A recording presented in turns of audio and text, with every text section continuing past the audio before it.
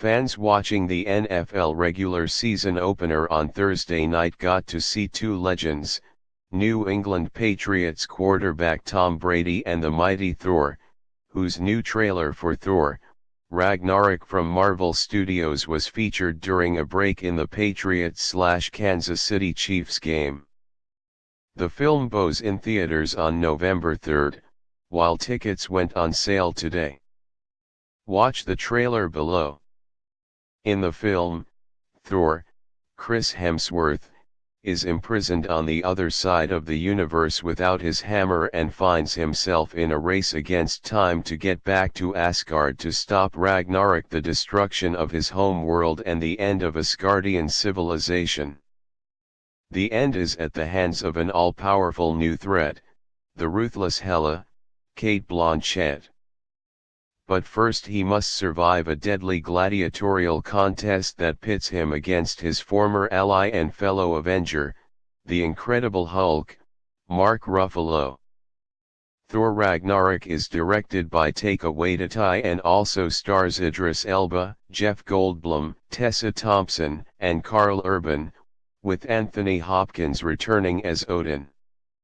Kevin Feige is producing with Luis D'Esposito, Victoria Alonso, Brad Winderbaum, Thomas M. Hamill and Stan Lee serving as executive producers.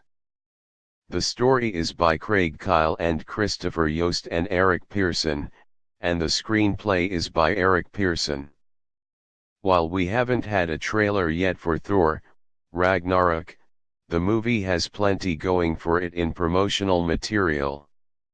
For starters, Taika Waititi just directed one of 2016's most charming films, Hunt for the Wilder People, and he looks to be bringing his own off-center sensibility to the project with a cleanly sheared Chris Hemsworth. The film also features two new leading ladies with Cate Blanchett and Tessa Thompson. Yet, some still wonder, where is Natalie Portman as Jane Foster? After all, the last solo Thor movie ended with the God of Thunder choosing to live on Earth with her, as opposed to ruling on high in Asgard. Well, the short answer is they broke up.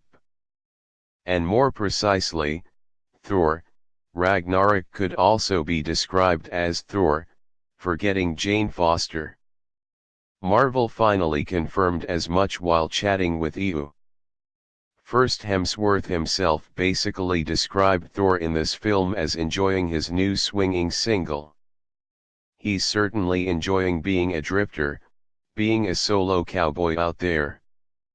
But Marvel Studios president Kevin Feige took it further, saying that with Tessa Thompson's Valkyrie, he'll meet an equal who is more on his wavelength than some egg-headed human with a finite lifespan.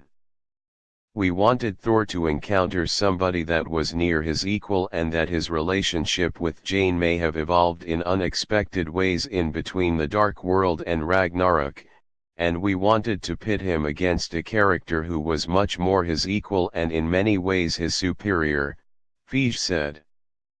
This news is not exactly Asgard-shattering since Natalie Portman made it pretty clear last year that she was done with Marvel Studios movies. More precisely, she said, "As far as I know, I'm done.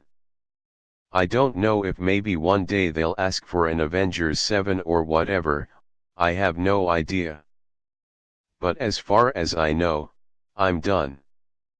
Not that Portman seems to be suffering from the Thor breakup. Instead of shooting Ragnarok, she earned an Oscar nomination for haunting work in 2016's Jackie and just gave birth to a daughter last month. She also is circling Ridley Scott's next movie. Still, it is curious that all the love interests from Phase 1 of Marvel are not so ceremoniously being shown the door in Phase 3, off-screen. And who thought MCU movies only ever had happy endings?